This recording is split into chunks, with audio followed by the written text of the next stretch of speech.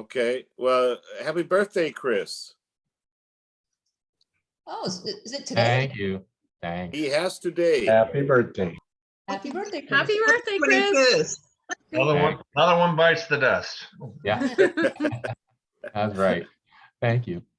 Ladies and gentlemen, we are at the top of the hour. So we're going to start today's session. I want to say a very, very special thank you to Wendy Vandermeulen. Wendy, can you wave so everybody knows who you are there? Wendy has been dancing, what now, about 40 years now? And calling just over 20 years. Yep. 21 years now, I think. And would you start in 2001? So yeah, 21 years. Yeah, 2001, January 2001. I could be out of date on this, but I believe you're the caller teacher for the Mary Squares, regular club caller for the Charmin Promenaders.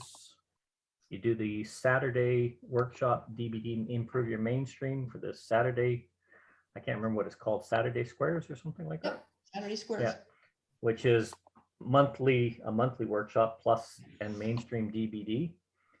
But that's not why I asked Wendy to come. Exceptional at calling. I saw a TV program, which I kind of likened to 60 Minutes in a way, and it was talking about square dancing. And it was talking about this approach, people coming in, and I watched what was going on. I said, yeah, this is great. So I asked Wendy to come because Wendy does a lot of party nights, one night dances, and runs the gamut of DVD through Plus and everything that lies in between. She records on Sharpshooter. She's an active Caller Lab member. She serves on the Women in Calling Committee, on the Mainstream Committee, on the Plus Committee, on the Applications Review Committee. And for the last 6 years at least, she's been chairman of the Public Relations Committee, which is a very thankless job. But members of the Ottawa Callers Association, and even though she's a Canadian caller, she's also a member of the New England Callers and Teachers Association, I believe. Yeah. Now, one of the reasons why I asked Wendy is ever since I've known her, which has been over 20 years now, doesn't seem like that long. She's always had that passion for breaking the stigma and overall viewpoint of the uneducated or the bad reputation that square dancing has had by non-dancers, misinterpreting and having a misperception of what this activity is about. She loves introducing people of all ages to square dancing, and not just to learn and get on that escalator ride and become square dance, but rather get out there, have fun, have an entertaining time. And I think she summed it up best once when she said the idea is to get them interested so they recruit themselves into the activity because the memory is good. And that was just at one of the callers workshops that I was running up there. And that's always stuck in the back of my head was new dancers should recruit themselves into the activity. Did I So say when that? I saw this TV interview, I thought, Wendy, I want you to present on this. So I put her on the spot last week, and here she is this week. So please give a welcome hand to Wendy. Thank you for coming. Happy to be here. You're saying a lot of things. It's like, really? That's me? You sure? Yeah, that was you. I think at the time you were doing, you were just starting out. So I was just in Ottawa, and I think you had 3 singing calls in your repertoire at that time, but you could see that. Well, I started calling by doing an introduction to square dancing because we were just talking a lot about what new callers learn, and it was impressed on me very early that callers should learn to call the way that dancers learn to dance, which is one step at a time. To this day, I still do not understand why callers that want to learn to call feel they have to do everything through the plus list before they've ever called anything. When I learned to call, first I learned how to call circle left, then circle right, and then do-si-do, and then right and left grand, and then stuff like that. But anyway, that's not what we're here to talk about. That is, a point of that is the simplicity of what square dancing should be. Although, like Mel says, I love DVD. I love modern square dancing because I love the puzzle aspect of it. I love lessons. And this whole subject, the title of this is Say No to Lessons, which may sound strange because for years, I was quite opposed to all this 50 call stuff, the ABC, the condensed teaching method, all these different things that came in that were supposed to revive square dancing. And it was always like, no, there's nothing wrong with it. In our area, we held pretty steady for a long time. The thing that made me change my mind is when Collar Lab changed sustainable square dancing to social square dancing. And we heard social square dancing. Now, I don't know about you, but when you hear the word social dancing, you do not think of lessons, right? Social dancing, you go to a bar, you have some drinks, you dance for a bit. There's no lessons involved. You just dance with a partner and have a fun time. So it's like, so that got me thinking. It's like, okay, if you want to call something social square dancing, how do you make it social? So finally, I'm not sure where the idea came from, but how many of you know contra dancing? Right? You know, you go to a contra dance, you have a half an hour, 40 minutes where you learn the steps, and then you dance all night and come back next week or not, doesn't matter, you know, come back the week after, whenever. There's no, you don't have to sign up for weeks and weeks of lessons. No one's going to tell you that if you come today, then in 12 weeks or 16 weeks or 30 weeks, we'll call you, we'll initiate you into being a square dancer. It's like, so I thought, why can't we do that with square dancing? So why, instead of making this thing of lessons, we have it in our head that if people want to square dance, they have to take lessons. And we all know, I mean, we've been talking for years, what needs to change. So what needs to change maybe, but lessons. So what can we do different so that people can dance without having to have lessons? So that was in the back of my mind. So finally, I decided that this is the middle of the pandemic. Of course, nobody was dancing anywhere. So I had plenty of time to think about it, to try to set something up. And I decided that I would do it the way that the contra dancers do it, that I would have a dance. I picked Sunday afternoons because I wanted it to be a family thing. Come at, well, my time is come at 2:30. We'll dance for 45 minutes. I'll teach you stuff. And then we'll dance from 2:15 or 3:15 to 4:30 or 4:45. And we'll just dance using the steps. I'll use good music, energetic stuff, and we'll just do it that way. This is a very new program. I set up a website. I set up a meetup group. I set up a Facebook page. I did a television interview a week or two before it started. I arranged it so that's when it was on TV, it was a week or two before it started. And then I just crossed my fingers. I made flyers. I took them to our local dancers. I let our local dancers know what was going on. I called the group Square Dance Ottawa, thinking about the contra people in Ottawa call themselves Ottawa Contra. So I thought Ottawa Contra doesn't sound like a club. So I thought, well, Square Dance Ottawa, it's not Ottawa Squares, or it's not Ottawa Promenaders, or it's not something that sounds like a club. It's just Square Dance Ottawa. And then it would not interfere with our local clubs, because it doesn't sound like a club.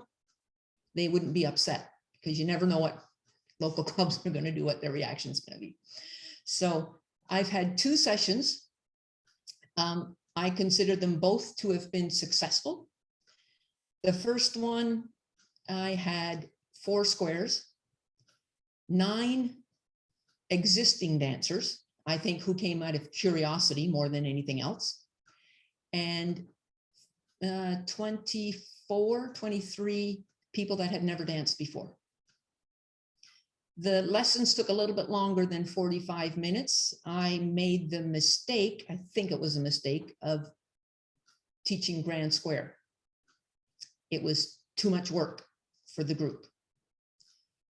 But the rest of the night, the rest of the day went just fine. I had a couple of people that I think language was an issue, but the squares they were in helped, and it worked really good. At the end, everybody said how much fun it was. They'd come back. the next session was just this past Sunday. I had 3 squares, but only 5 existing dancers. The rest were all new people. And it went quite well. I did not do grand square, so it went a lot better, went a lot smoother. And everybody had a really good time. And the fact that I keep, and I mentioned to them, you know, that's not, no commitment, you know, come back next month if you want. If you can't make it next month, come the month after. And in our area, the people, when you come out a first time, you're a guest. You come out a second time, you're a square dancer. I mean, we tell the dance, of course, the dancers are dancers because that's what they're doing. But as far as the local association, they become part of the local association the second time they come to a dance. So this is, like I say, this is brand new in our area. When I was at Collar Lab a few weeks ago, I met a gentleman there, and I can't even remember his name or where he was from, but he had a similar program called Final Friday Fest or something, 5th Friday Fest, something like that.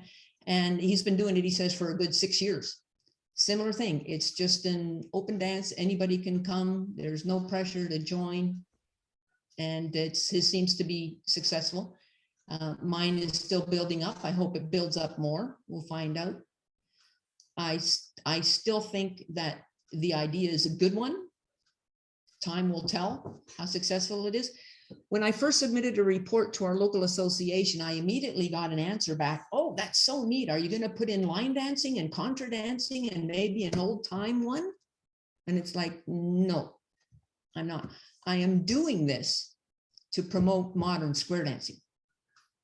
And as Mel mentioned, the hope that the people will, after they've done it a few times, that they will want more and will want to join a club, a local club, and have lessons.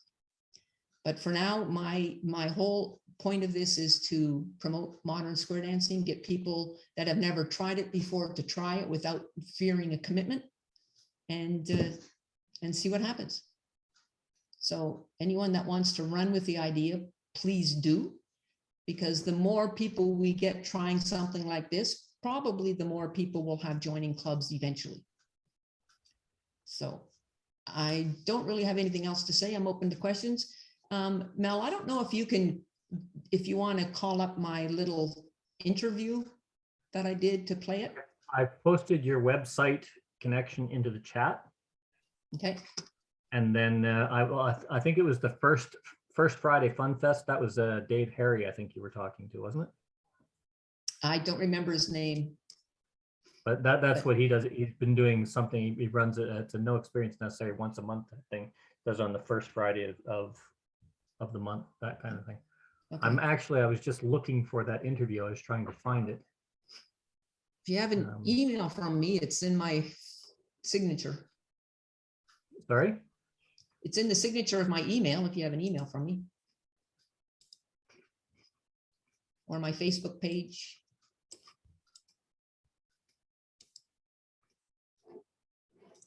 Come on. Why does my computer always do this? Wendy, I love it. I love it. It's exactly what we need. Perfect. Where did my page go? It's not coming up. I don't know why. Let's see if I can find it on your Facebook page.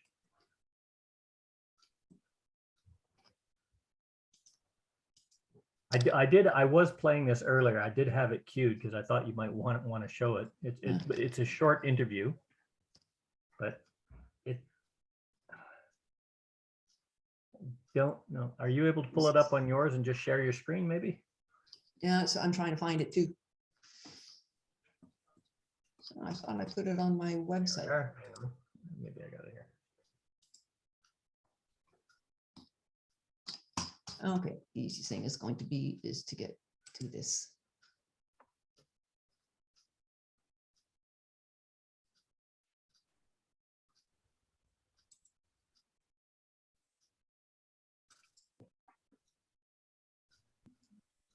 It slows down when, there we go.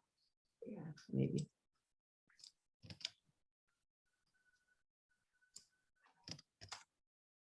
Okay, will you let me share screen? You should be able to share screen. Thought I had clicked that. I don't know. There you go. You should be able to share. Okay. There we go. Oh, where did I put it?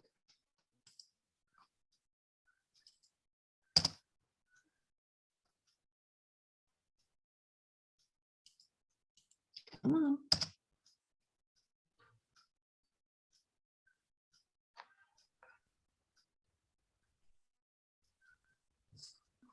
Is it coming? There he comes, finally. Okay. Maybe. Some of you may have seen this already because I know it's been on Facebook and shared. One simple. I found it. Okay. I'm going to share my screen There here. we Mel.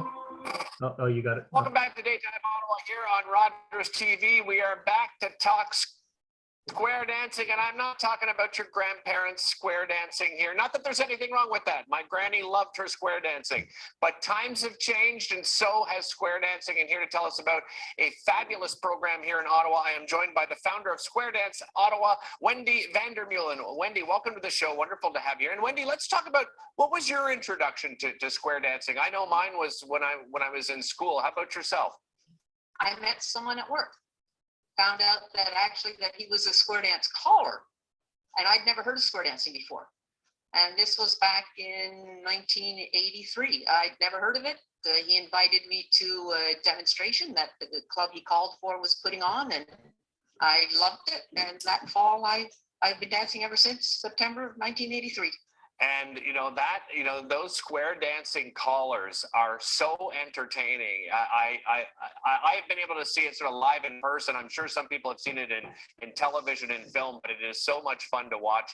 And then Wendy, let's talk a little bit about maybe the growth of square dancing and perhaps how it's changed over the last few years.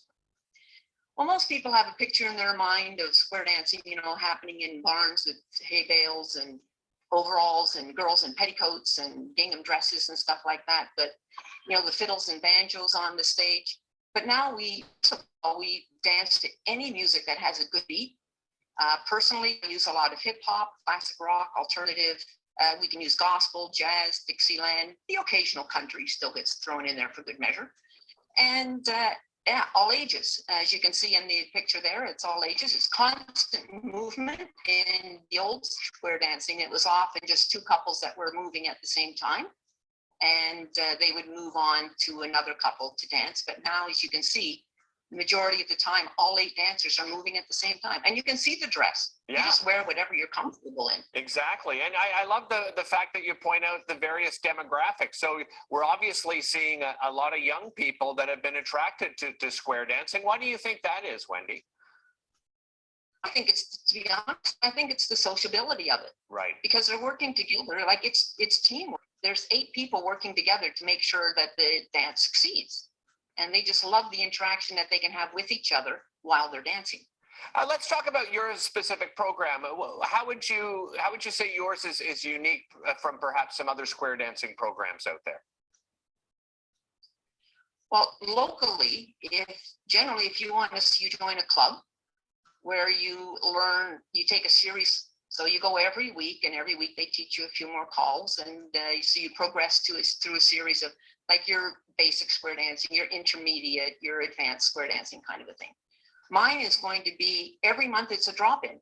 Okay. So you can come once and never again, or you can come now and then you can come again in 6 months, and you won't have missed anything because it's not a series of lessons. It's just come, learn a few steps, dance, and that's it. Wendy, is it very hard to learn? Because, when you look at some other styles of dance, I think it can be intimidating for a lot of people depending on what style of dance. What about square dancing? Is it difficult to learn? I don't think so. When you realize the first call that we teach is dance in circle left. Now, we all know how to do-si-do, and we do still put that in there. But the program that I'm going to use, there's going to be very few steps. So we're going to learn a few of the basic simple ones, and that's all that we'll put together. So we're not going to get into complicated moves. We're just going to keep this short, simple. That's the whole idea, to make it fun. Wendy, let's talk about, you mentioned the social aspect, which is one of the, I think one of the greatest benefits of doing something like square dancing. What are some of the other benefits of square dancing? Well, obviously it's the physical, right? Because it's motion, you're moving, it's low impact. And people that wear Fitbits have often prided themselves in the fact that at the end of a 2-hour dance, like they've gone 2 miles, 3 miles or something like that. So they get a lot of movement in there. And mental, of course, mental is a big thing too, because we teach steps. We don't teach complete dances. So you have to pay attention to the caller. You have to interpret what the caller says, make your feet move the way they're supposed to move. And so it's mentally challenging, mentally beneficial. So you've got the social benefit, the physical benefit, and the mental benefit. What is the feedback that you've been getting so far since you started this program? Actually, it's been quite well. Nice. I with my website, I have a meetup group, and even existing square dancers are coming out to just see what this new program is all about. It sounds very promising, and I'm quite excited about it. Where and when is it happening, and how do people register? Well, it's at the Jim Durrell Recreational Center on Walkley Road. So you come in the front door, and it's the big hall to the left. And Sunday. It starts Sunday, March 27th, and it's the 4th Sunday of every month. And you can pay at the door, or you can go to the website, squaredanceottawa.ca. That would be the best thing to do. Or just search for Community Contemporary Square Dancing in Facebook, and you'll also find more of the information. Terrific. Wendy, thank you so much for joining us. Really appreciate your time today. So there you go. Okay, so That was although fun. the audio could be heard very clearly, if you want to have a go at it, there's 2 links to that interview. Mark has posted one, I posted another one. You can actually sit and watch that interview, see what's actually going on at your leisure. But I'm hoping it's going to be a big success. We did have one question for you, Wendy. You say that there's no lessons, but you're still teaching. Do you teach, what do you got? Do you teach different things each time, or do you repeat what you're teaching? Well, I've only had 2 so far, so basic. So far, teaching pretty much the same thing, like the circle left and right, arm turns, stars, promenade, swing, ladies chain, courtesy turn. I haven't gotten real, because with only have the way I do it, actually, the way I teach, the first segment is done in a circle. So everybody's in a circle. That's all we do is circle. So we do circle left and right. We do allemande left. We do right, left, grand. We do do-si-do. We do arm turns. And that's pretty much it for the first little segment. Second segment, we get into boxes of 4, where I will then teach pass through. I teach stars. I teach wheel around. I teach ladies chain. And then the third segment, I get them into squares, which you do then teach, ladies promenade inside, just the men only star, allemande left from stars, promenade halfway, and stuff like that. So like I say, the first week I tried grand square, and I had 4 squares on the floor and only 2 really got it. So it's like, okay, I'm just gonna have to judge by who comes out each week now. I can't just automatically include that. Excuse me. I am thinking of, as time goes on, of using those same calls, but different choreography that I can put together to make it feel different. So that'll be a part. And if I start getting a lot of the same people out regularly, then I will throw different things in, like square through and separate and split and that kind of a thing. I do plan to keep it to basic A. I don't plan to ever take anything from basic B, for sure, because I only want to take no more than 45 minutes to teach. And with 3 segments with the break in between, small breaks, you're limited. Yeah, so once we've done the 45 minutes, I don't teach anything in the rest of the time. I may say, pay attention, this will be slightly different, but they don't learn any new moves. And your teaching is pretty much directional calling prompted walking through for the most part, isn't it? So that they're actually dancing while they're learning. A lot of it, yes. Yeah. Oh, yeah, absolutely, absolutely, yeah. Well, that's the Any only other- question that's Any come other in. questions, anybody? Let's open the floor up. Has anybody got any questions, comments, any experiences they want to share with Wendy?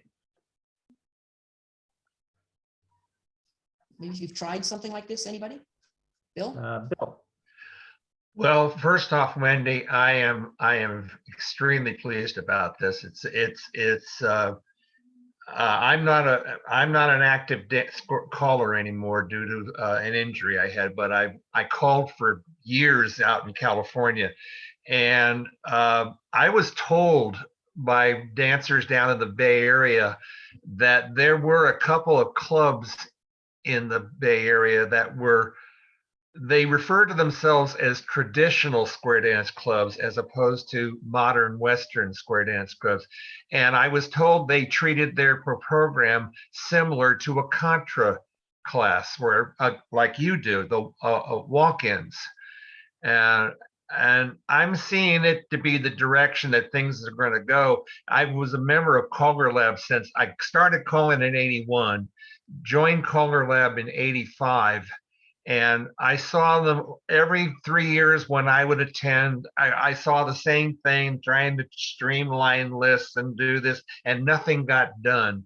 And I think this, for unfortunate reasons, but I think this pandemic we had kind of pushed people into looking at a different approach to things because, like you say, we're losing dancers because of geriatrics and just not coming back. We're losing callers because of age or injuries. And if you don't do something, I always said for years that square dancing would never die. I have to rethink that. And, it's now in the realm of possibility if they don't do something with it there. So what I'm listening to you here, I was just overwhelmed. I said, this is the direction I've been thinking. If I were still calling, I probably would be doing the same thing. Thank you. I kind of hope that if it kicks off, if it's successful in Ottawa, that I can then have satellite things. Like I've got Square Dance Ottawa. I live between Ottawa and a city called Cornwall. Well, maybe I could also have Square Dance Cornwall. And then just the other side of Ottawa is Carleton Place. Maybe I can have square, so I'm kind of thinking that if the word gets out, and that'll be a while, and it all depends on how much time my husband lets me commit to this. One of the things I'd like to point out is in the area that Wendy's calling, there is a fairly active square dance community. There's a number of clubs. There's clubs in Carleton Place, there's clubs in Cornwall, there's clubs in Ottawa and the surrounding areas. And one of the nice things about it that I looked at is it's not being hijacked. It is just that. It's come in, have fun. She's the caller. You don't have square dancers coming in and trying to hijack the program. They're just there to have a good time, have fun. And as she said, the social aspect is just that. When they changed sustainable square dancing to social square dancing, the uproar was, well, square dancing has always been sociable. What are we talking about? And what I really appreciated about it was, well, hey, social dancing, take square out of it. Social dancing has a connotation. You go out, you dance socially, you have some fun with friends, and then you go home and that's it. And you may not do it for another 2 months or 6 months until they come to town again. Exactly. Why are we not doing this with square dancing? It's a small area that has the potential for great big rewards for this activity as a whole. And I think it's a great initiative, Wendy, and I wish you all the best luck with it. After my first session, somebody from a local club posted on my Square Dance Ottawa Facebook page an ad because their club was going to start a series of lessons. As soon as I saw it, I took it off.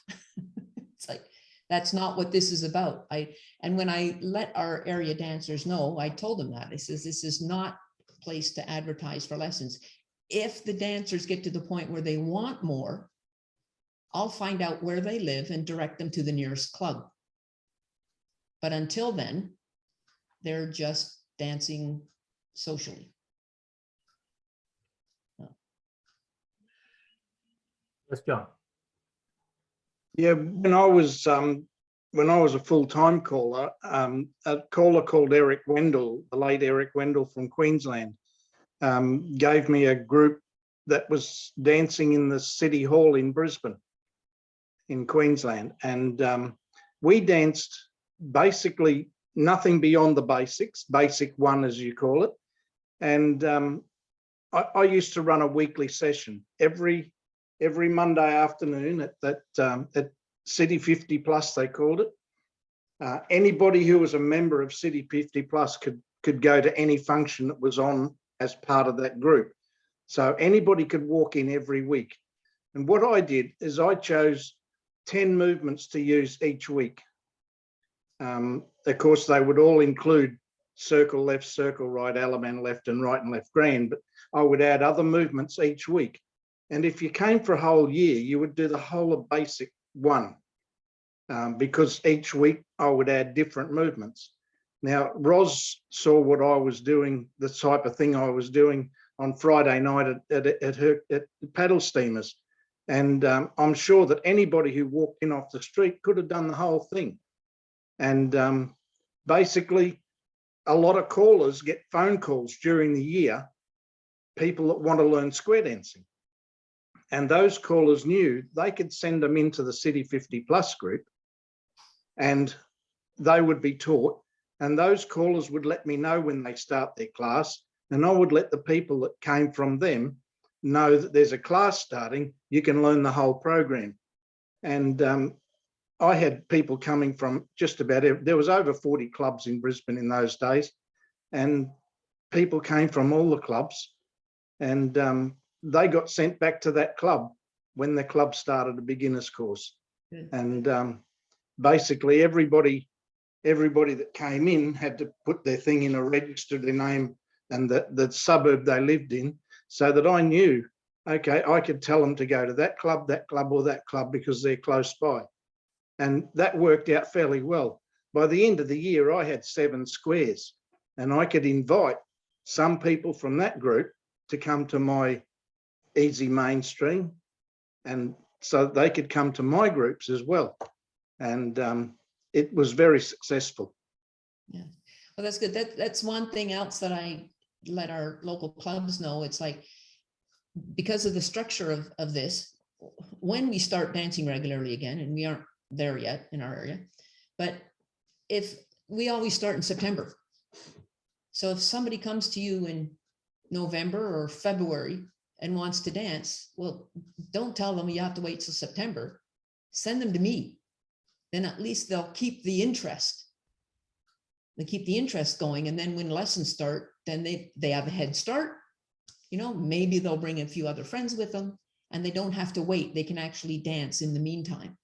So I'm pushed it that way too with the local area, you know, to be to make them understand, you know, that it's for them as much as, not doing it for me, I'm doing it for the whole activity, so they can gain from it just as much as any club in the area. Yeah. The biggest One of the potential things power about that I when see in this. When you were talking was, I started this all by saying that people don't want lessons and how tied down to lessons we are. Another thing about lessons is that when we have lessons, they're every week. Like, we had a new caller in our area a while ago whose health has taken him out of the picture for the moment anyway. And when he first started the call, I said to him, there's no rule book that says lessons have to be every week. Do it every other week. Do it 2 weeks and take a week off. Do it the second and fourth.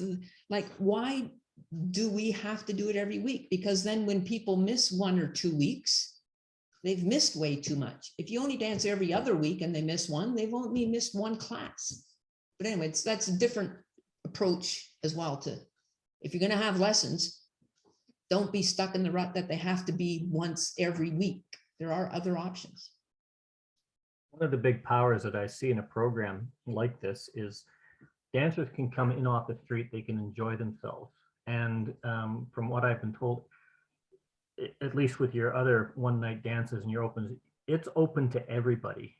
You know, it's the kids can come in with their parents. It's a family thing. It's an age thing. It's a group thing. It's a couples thing. It's an everybody can come in and enjoy themselves. And in doing so, it breaks the stigma. If they want to come dressed up as cowboys, or if they want to come in on street clothes, whatever they want, it doesn't matter. It breaks the stigma of that perception of, square dance. I did that when I was in school. Oh God. They have a good time. They come back. They bring somebody. I had a good time last month. They'll bring somebody else. I had a good time last month. Oh, is there any place we can do this more often? They will approach you and begin to recruit themselves. And that's where I see the strongest potential in an activity like this, because you've got a venue for people that only want to have that social activity once a month. And then you've got people that want to have more, and you can give them both and the best of both worlds. Yeah. As we talk, of course, different things come up that I want to say. And yeah, another one is at the first week, I had someone come up to me, a guy from Meetup who brought, he came as a group of 10. He talked that many of his friends to come with him. And he said some of them weren't even interested in coming because of their conception that, or perception that square dancing was country and hokey and stuff like that. One guy even dared bring up Bugs Bunny, and I just about slapped him. But anyway, so he said, he mentioned that. So when I did a report on my Meetup group after it was over, I said, you know, this is not what your grandparents do. And I listed some of the music I used. And I used Bad Guy, you know, that from Throwback Tunes. I used All About That Bass from, I forget where it's from, but anyway. And I used the theme of James Bond. So I mentioned that. I said, this is an example of some of the music that we've used. It's not what you were expecting. And I did actually have two people, and I didn't track who it was, but I did have two people actually come back and say, whoa, if that's the music you use, I'm going to come and check it out. So now that's what I do is I have this very small mailing list. But what I've done with them is before the next dance, I email them and I say, okay, you're getting a heads up. This is some of the music I'm going to be using at the next dance, to give them an idea of what's coming up. Because that's, we keep hearing about how important music is. Oh, and that's a funny thing. On Sunday's dance, I put on a piece of music and I said, does anybody know what this is? And they all looked at me and it's like, no. And I said, how many of you listen to like top 40 hits? Like I had quite an age range. I had them from mid 20s to mid 60, mid 50, anyway, 60. And it says, any of you listen to top 40 hits? No.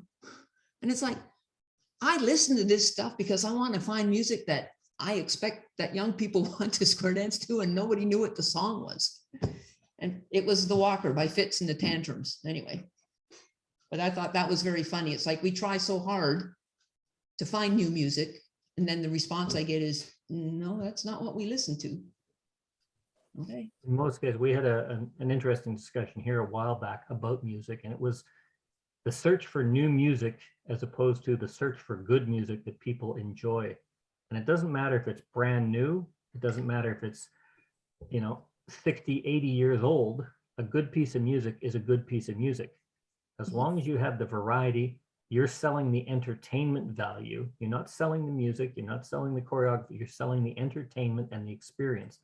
And that was a fantastic interview. And, I don't think they gave you enough coverage. I hope they come back and do follow-ups on it. But it was a interview that said, this is what it's about. And you notice in there, she talked a little bit about choreography, but she didn't say, this is about learning a bunch of moves and then mixing them up and matching together. She did say, it's a little different each time. Sometimes I have to listen to put it together. That's the same with any kind of activity like that. It was not a sell of square dancing. It wasn't a sell of costume. It wasn't a sell of this is a couple's activity or a grandfather's activity or hokum. It was a sell of come and have a good time and make up your own mind. And it was a hard, soft sell is what I call it. And I think it was a great idea. Yes, Michael. Yeah, BMW had an advertising years ago, and it meant reduce to the max, which means, yeah, reduce to the max. And you got to think about it, reducing something and maximizing it, seems to be contradictory, but on the other hand, it's getting things to the point. And taking modern Western square dance, when was that name given? With modern, it was against the traditional, which was one part at that time, and it's 50 years ago. And square dance definitely is not so-called modern anymore. So I would get rid of modern. What about Western square dance? Because we did not have the traditional music, but went more in country and Western type music, which now we do not have exclusively and do not wish to. If a club or a group of dancer in college goes for it, yes, but there are other pieces of music. So getting back to that advertising, I would just call it square dance, period. Yes, Ottawa square dance. Square dance. Well, that is what Wendy is doing, but I'm talking about, worldwide and about the call or the name, it's, yeah. So I think if we could overcome that modern Western square dance, maybe we also could overcome some thinking in the head of the people which grew up over decades, yeah, with that title or that naming. And if we just could now go ahead and we modernize everything and try to soup it up and pimp it up, just call it square dance, because that's what it is. My website and my Facebook page refer to contemporary square dancing. And I called it contemporary. Somebody asked me about that. Why do I say contemporary and then in brackets modern? So I use both terms. But somebody asked me how did I come up with contemporary? And it's like, because I heard a story once where someone had been to a dance of what they thought was modern square dancing, and none of the music was any more modern than like 10 years or something like that. So it's like, so I don't want people to think that it has to be the latest and the greatest music. It's contemporary in that it's a style. It's a different style of square dancing as opposed to the focus on the music. It's more on the style. So I loosely use contemporary and modern both, but I brought up contemporary to show that the style was different, not that the music was so different, but the style was different than from the traditional. When you think about it, if we're going to dance, here's a Kiss song, here's an ABBA song, here's, what was that? Kiss is 75, so 85, 95, 2005, 2015. Guess what? In 2 years, we're talking 50 years old. Ghost Riders in the Sky, still a popular song, still a great piece of music. That's what, 73 years old today, or this year. And it's still considered a contemporary piece of music. It's still considered modern country. It's still upbeat. It's still a drive. Achy Breaky Heart. Everybody knows that song, mainly because everybody hates that song. But I think in 1920 something, there was a song called We're Gonna Go Hunting Tonight that was actually released as a square dance on a record. I got it somewhere. But if you listen to the melody line, guess what? That's the exact melody line of Achy Breaky Heart. It's not an original song. It's an old 1930s song or 1920s song. What we do with the music and how it's presented and the context that it's presented in makes a big, big difference. And it doesn't matter. If you've got a group that wants to get together and they want to put hay bales out and everything else, give them what they want. If you want to have something that goes in, if you want to put hay bales out at this dance and dance to ABBA and ZZ Top all night, do it. As long as the dancers have a good time, you're doing it right. And if they want to come back, you're definitely doing it right. I don't think the age of the music has something to do how attractive it is. Agreed. Just imagine that the most attractive music, talking in numbers of sales and having opera houses built around the world, and just imagine what they charge is music from centuries ago, taken Verdi or Mozart or whatever, and people are, standing in line to get tickets to get there. So I guess it's a way of how it's presented, and you work with the music and how you can sell it as well. Absolutely. Well, that's pretty much true of anything, really, when you think about it. Even legal lawsuits. All lawsuits are advertisements. And even in a criminal court case, you've got one advertising agent against the next advertising agent. Whoever makes the best sales pitch wins. That's what lawyers do. They're salesmen. And whoever makes the best sales pitch wins. Well, we need to be that sales pitch. But the judge is the people making up their mind. And quite frankly, Wendy, I think you're on the right track with this. And I wish you all the luck with it. I think it's got a good degree of success. And I know if Ottawa hasn't changed that much, you have a fairly strong support base in that what you said, if they're interested, no matter where you are, you can point them to a direction. If they want to know more, there's a club pretty much any direction you want to face from Ottawa. If you want to go to Pembroke, I don't know if they're still dancing or not, but Pembroke, Cornwall, well, basically everywhere around there, Ottawa, Hull, Montreal, there's lots of places to dance. Yeah. Does anybody have any other questions or similar experiences? Yeah, I've got one more, which fits into what Wendy said and also what John said. 25 years ago, I started something in Munich, pretty similar, where we could, I kind of had a revolving system where, especially for senior people, you could just jump in, and the crowd grew bigger and bigger. And so we started adding calls, but at the beginning, we were just at basic one, I would say. And we kept that on Wednesday and Monday afternoons. And we had a 3-hour time frame, and 1.5 hours, that means half of the time, we still keep for this basic type thing and revolving system. And the other one is that the dance has been there wanting more, are dancing the mainstream program, but that's it. And right up to COVID, we were one of the strongest groups in southern Germany, dancing regularly with 6 to 8 squares on Monday and Wednesday afternoon. So we had a big success. Now, after COVID, we have about half numbers now, and we only have the mainstream type thing, but we're having strong plans because we had no one new come in to start this over again in the next couple of weeks. And we're going to have a similar program like Wendy offered. Adding to that, I would have some couple movements in there, as I call them, where you have one on the hand, which is lead right, veer left, couple circulate and bend the line. And that's it about for a startup, because, that's easy if we work with angels, and we got them there to very fast get into dancing and variety, and play with that and give the dancers fun. And once they stay there and come more often, then they would like to learn the other program, and then we have the chance and possibility.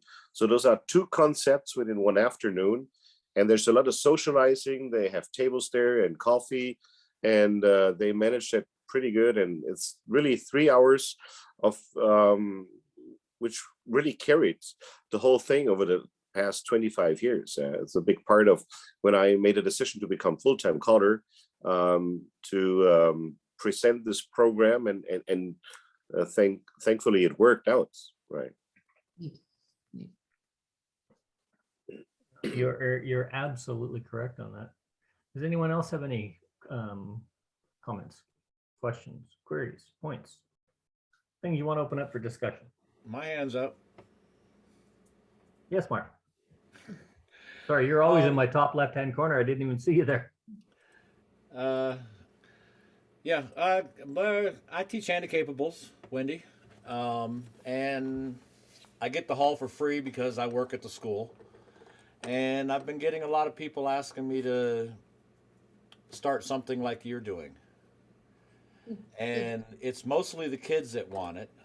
And I think it'd be good, but what I'm kind of worried about is I'm scared of becoming a babysitter for the kids Hmm.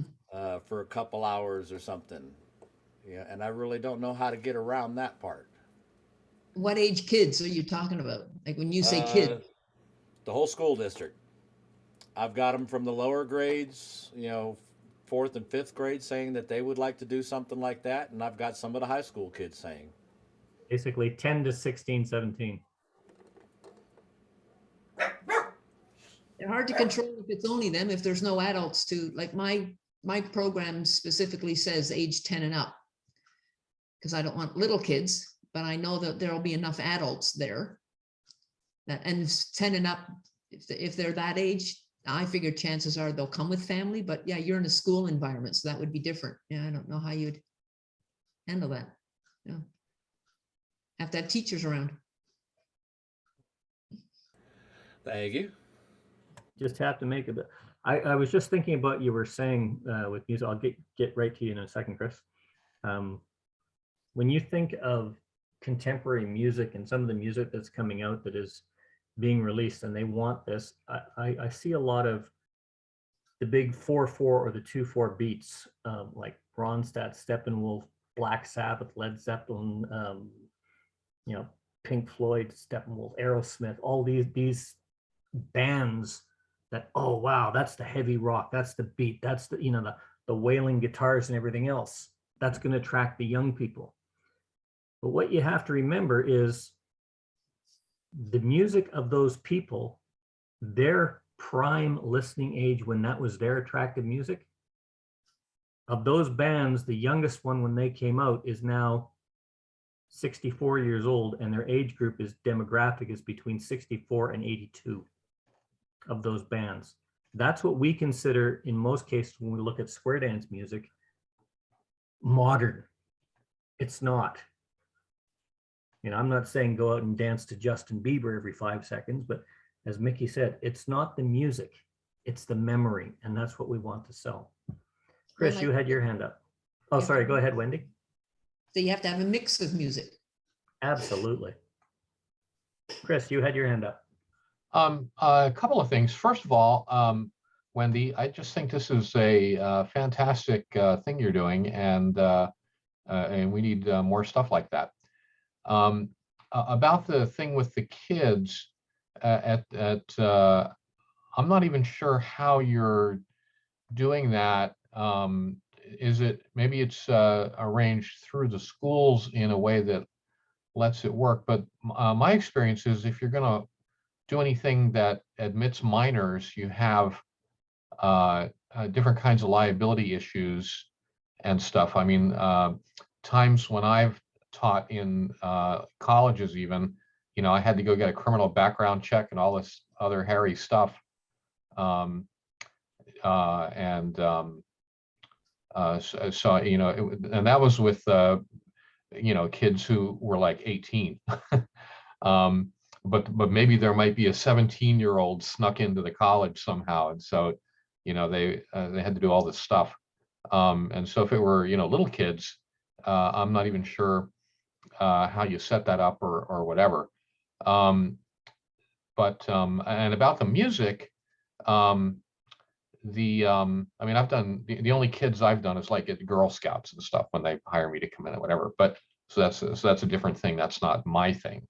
Now the about the music, you're all right about the Mel, especially the things you're saying about the the modern contemporary whatever music is. I see people putting on disco records and saying it's modern music for square dancing, and I'm like, the people who it was modern in like 1977. Okay, so if you were 17 years old in 16 or 17 years old in 1977, how old are you now? But the college kids today, they don't know that. One experience that I used to have at a college that used to book me a couple of times a year for there was a student group there that was sort of an adventure mountaineering camping type group, and they would have me in a couple times a year back when I lived in that area. And and whenever I did that, the music that I used was, I used a variety of stuff, but the very first song that I would put the needle down on was the most hayseed, country, old-fashioned turkey in the straw type song that I could find. And I would put that on and they would go nuts. And they would all be there and they're all wearing, their jeans and their with this, what do you call it, the bib things, and they got the hay and they got the whole thing. And I put on, some music like that, and they loved it. They're like, yeah, we are square dancing now. This is great. And then, pretty quickly, switching to, more and more different kinds of music that are like really far away from that in a lot of cases. And they thought that was cool too.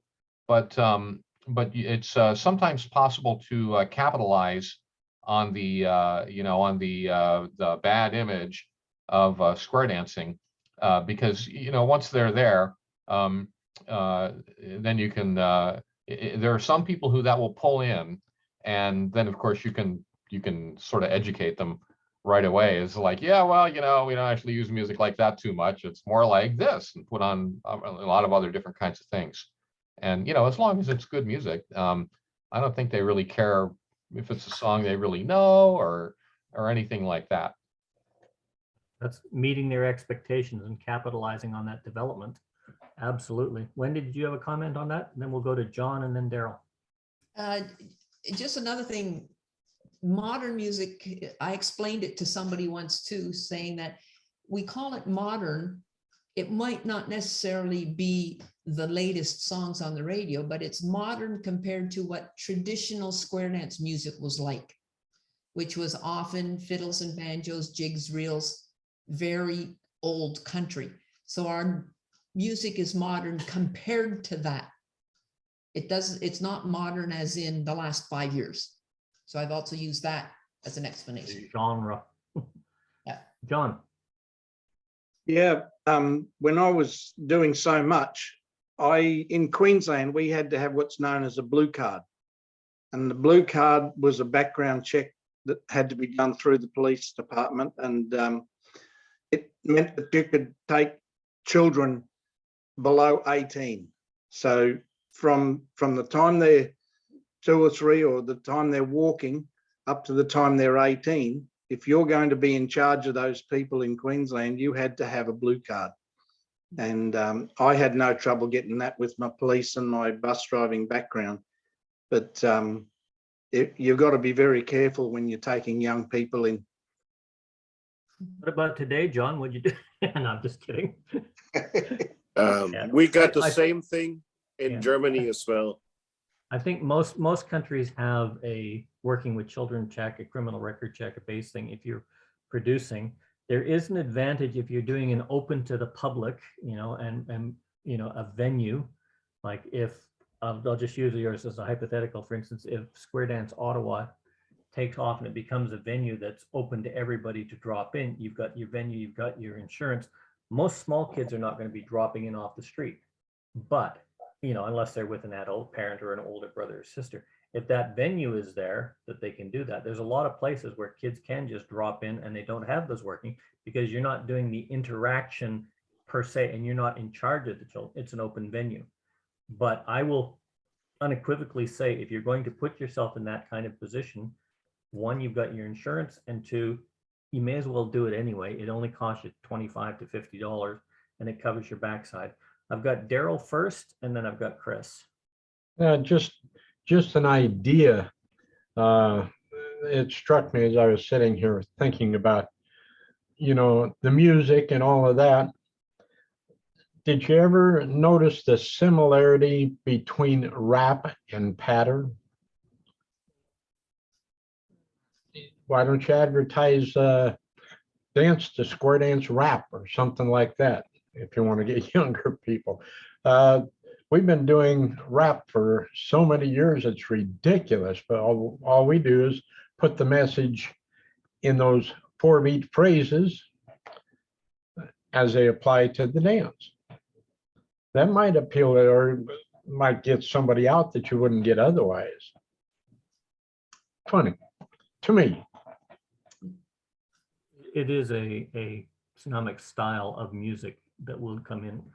There's a connotation to rap and hip hop that is very, very different than that of square dancing, but the use of the words and the language take the melody lines, the beats and the rhythms and the attitude out, and you're absolutely correct. Chris, you had your hand up. Sure. Well, going backwards, first to Daryl's point there, no matter what you call it, there's going to be connotations that you didn't want, and in some cases you really didn't want. So whether it's modern or contemporary or rap or whatever you say, it's possible to get into trouble, which is, I guess, why I just advocate calling it square dancing. And if they were expecting some other kind of square dancing, well, too bad. This is what you got. And there's other places you can try to go square dancing if you're looking for something specific that you thought this was going to be, that it isn't. But if you just say square dancing, that makes it, the broadest thing. And people who, for people who like that kind of thing, that's the kind of thing they will like. But getting back to the thing about how to avoid becoming a babysitter, I'm not sure if anybody said this out loud or not, but it seems to me the obvious solution to that is you say, yeah, it's open to 10-year-olds or however young or whatever, but the parents have to be there.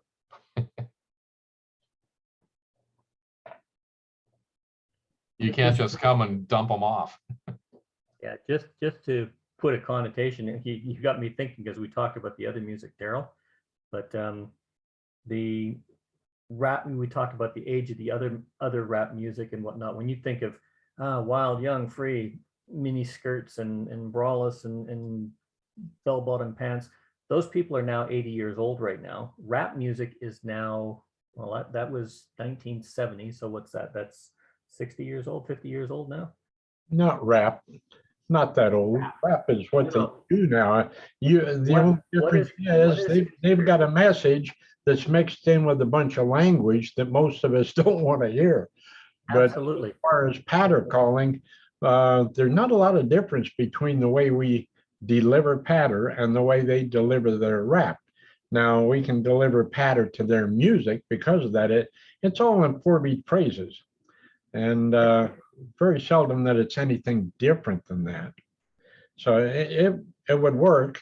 As far as the music, we already use it to all different kinds of music, just a huge variety, but the delivery is still going to be the same, isn't it? Yeah, what I was saying was the fundamental premise of rap music is DJ, what was his name? DJ Kool Herc, 1970s. Was he's pretty much credited with being the founder or the father of what's called modern rap. But I mean, it's like square dancing traced back to African roots and everything else. Before we carry on, Wendy, I'd like to give you a last word here and then we'll open it back up to questions. We are now at 10 o'clock, which is our hour session. So if you've only booked an hour, don't feel obligated to stay, but by all means, you are more than welcome. Wendy's graciously giving us her time to answer any questions or participate in the discussion. But Wendy, I personally want to say thank you very much. I think you have a fantastic idea and I wish it all the success in the world. It's something that should be taken across, and I wanted specifically to get you to present on it because it's an idea that has merit and can be taken all over the country. If it's applicable in your area, make the best use of it as you can. The link to Wendy's website is in the chat. The link to Square Dance Ottawa is in the chat. And also the links to Wendy's email and whatnot are on her website. So if you wanted to send her an email and get more information, I'm quite sure she'd be happy to receive emails as well. Yeah. So big hand for Wendy and thank you very, very much. I'm going to give you the honor of the closing word of your session, but then be prepared because usually for the next 6 or 7 hours is when the conversations really start. You don't have to stay that long if you've got a time frame. I was glad to hear that I don't have to stay that long. I have nothing else to say. It's just that if you think it's a great idea, by all means, try it in your area. Like I say, it's time will tell if it actually works in mine. But try it in yours. It's probably not going to work everywhere, but if it works anywhere, it's going to be a success. So please take the idea, run with it, and I'd love to hear that it's. I'm glad to hear that it already exists in various forms in around the world. So take it, run with it, and I'm going to get out of my basement office here and go upstairs and join my husband and have a glass of wine. So thank you all for dropping in and listening to me, and best of luck in your square dance futures. Signing Thanks for off. coming in, Wendy. Much appreciated. Signing off. Thank you very much. Chris, you were you had part of a comment, and I think Mickey, you had your hand up. Just if Chris wasn't quite finished his comment yet. Oh, I was just thinking about the whole thing with the word rap. I mean, obviously, people have been doing rappy, rap music. That when I was a little kid, there were country songs that we thought were rap, and then when I was I guess probably a preteen or something at that point, there was a very popular song on the radio that was a rap song that was Hot Rod Lincoln, right? If you remember that one with Commander Cody. So I mean, certainly that was around before the the advent of what people think when you say rap now. I actually remember one in between that was in the probably around 1975 or 7 or somewhere in there, which was Blondie, if you remember that group with Debbie Harry, and they had she had a rap song. What was it called? Something Rap was the name of the song, and it was something where you go out at night and eat up cars and the aliens from Mars, or I don't know. It was nonsense, silly stuff. But that was a big hit at that time. Absolutely. There are hundreds of those across the venue. If you go back, like modern rap, hip hop, that's 1970s DJ Cool. Well, this is kind of even if you before go the even if you go back before that, it was linked in country, it was linked in blues. Yeah. The 1930s and 40s was there was a form of music, I think it was called scat tat, which was rap. But it was the scat music, but then the stories, if you go to some of the Black African folk music that was coming over, it was a hard beat, and it was with that beat they tell a local story of how they came and then what's happening in their lives, which was being made up. I mean, where it was, that form of music has been there, and Daryl is absolutely correct. This kind of a story has always been in our music. It's just nowadays it's associated, and I'm not sure who said it, but it's associated with a genre of people that don't know what the belts are used for, holding pants up. And you have a music and you have to actually say nasty things about the police or women or something like that. Otherwise it's not classed as music anymore. And that's an unfortunate sidetrack, but that's just the way it's gone. Yeah. I think Mickey had his hand up, and then we've got Daryl, and I think Tony, did you have your hand up? We'll go Mickey, Daryl, and then Tony. First of all, to the rap thing, I think the typical type rap, whatever, Derek, I think means started about getting big for a broad public in the end of 80, beginning of the 90s. So the other thing was more or less for the insiders or the beginners. But I wanted to say something different about learning when Wendy said, do we have to learn every week or whatever? One of my clubs had a decision, one of their last classes before COVID. And I was very, very, anxious and not sure whether it's going to work. But they made a decision as club officials that they would like to try it. And it turned out to be a great success. And what they had is they had a Saturday, Sunday weekend class for just basic one. So they had, I think it was 8 hours of dancing, very intense, and they went through the basic one. And then the usual club night is on Wednesday. And in the past years, we had class club always on the same day, alternating. So now what they had is on the Wednesday, they were invited to come to dance with what they have learned. So the dance on Wednesday was basic 1 and mainstream alternating. There was nothing new for the people who started that class on Saturday, Sunday, and they could dance for about 2 months, just what they have learned on that weekend. And after 2 months, they had another session, Saturday, Sunday, where they had basic 2. And after that, they had another 3 months where they could dance with the club with the full basic program, alternating for the others with the mainstream. And after 3 months, then on the record club night, everything went down to basic 1, and they were fitting in one by one, week by week, and they were shown up there 2 or 3 mainstream calls, and they were just done after about a half a year.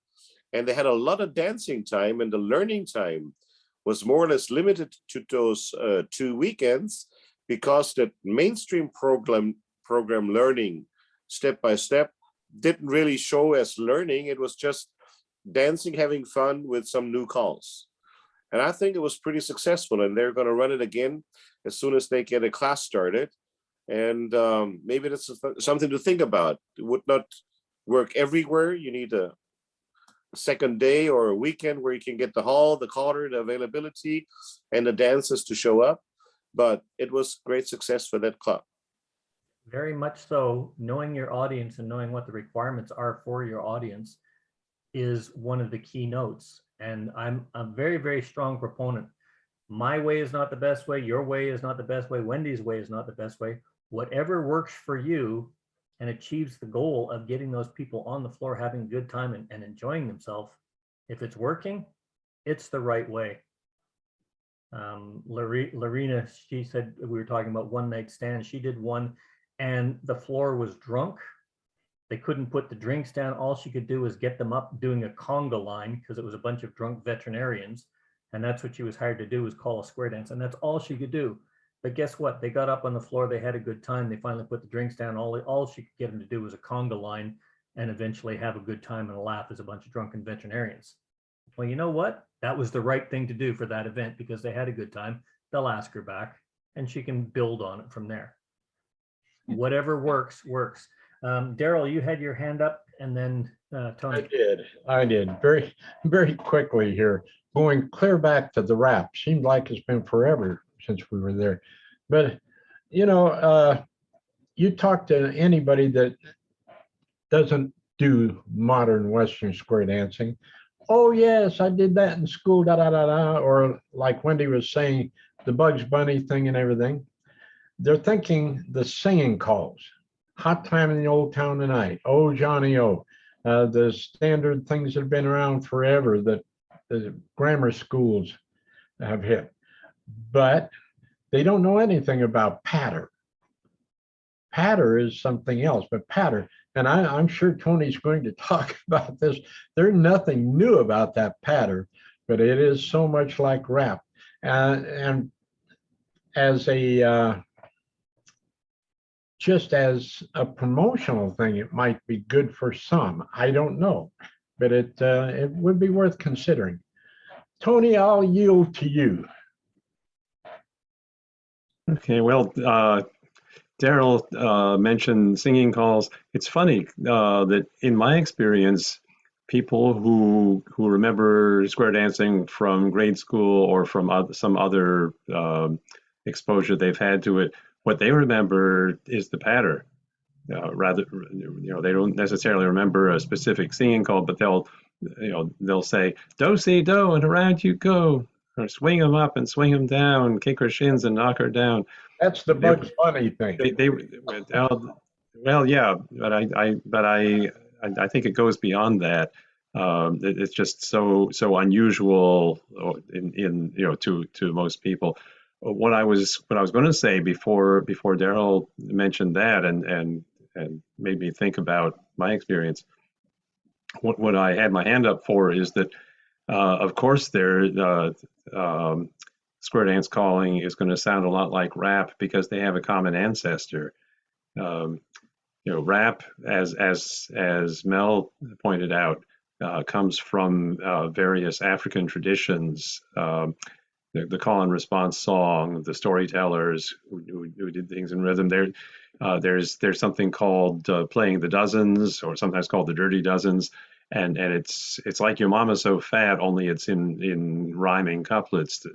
Black guys will stand on the street corner and insult each other's mothers, and they'll, there are none of them that I can repeat here, but they'll do it in rhyme, and these all go back to art forms that were traditional in various countries in sub-Saharan Africa.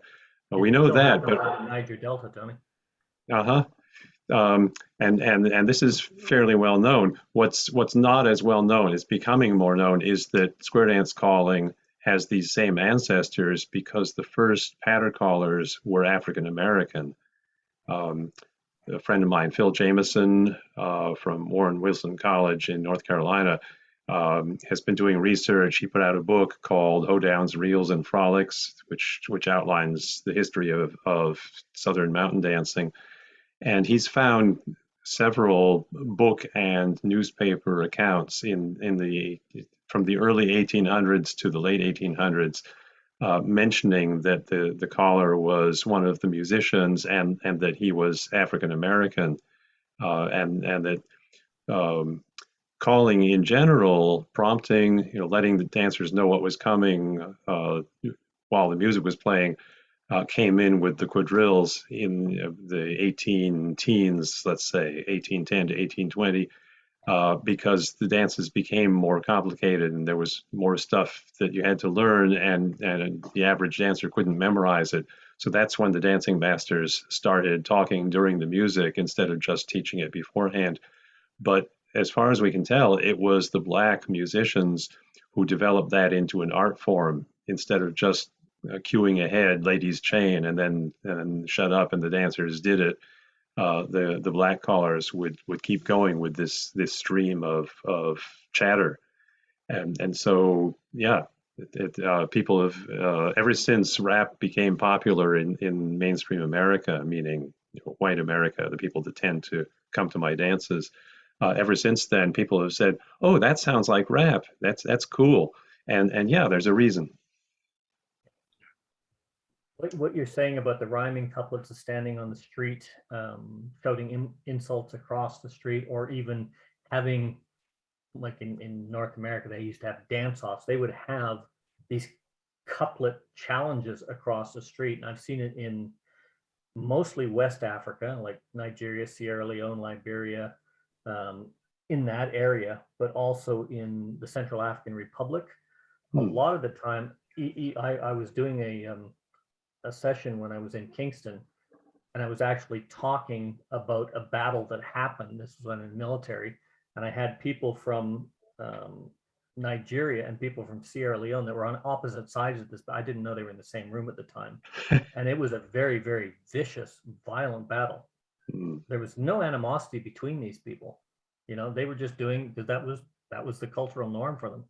But they're, even in Kingston, that's Kingston, Ontario, they're up and they're talking to each other like this, telling the story about what happened in couplet, back and forth and rhyming. It's so ingrained that it's still there, but it's not something that's common until you actually put that picture together with, oh wow, oh, these guys are rapping, oh, these guys are doing, no, that they're chanting a story in rhyming couplets. Yeah. And it still goes on today. Fascinating. We got anybody else? Any comments, queries, points? I did mention the low pants and everything else associated with rap. Guido's posted in the chat. Yeah, but that was an idea stolen from a country music artist in the 30s called String Bean, which I do actually remember at the Grand Ole Opry. Some of those shows, I wasn't there. I saw the videos of them, String Bean.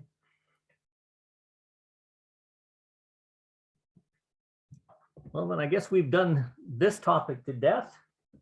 We can open the floor up to anything that anybody wants to talk about or discuss. If anybody has any suggestions, I don't have anything booked for next week as yet. I was going to be perhaps looking a little bit more at two-couple calling and how to maximize the effect of two-couple calling and applying it in your own site calling, because as we all know, most calling is just two-couple calling with the applications of it, but that remains to be seen.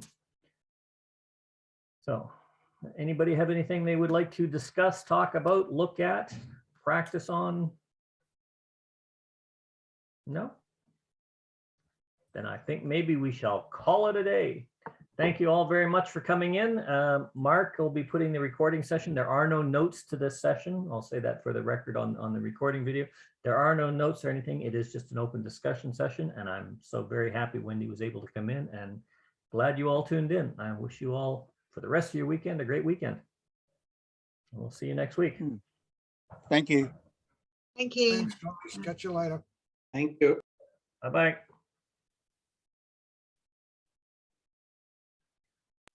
Thank you.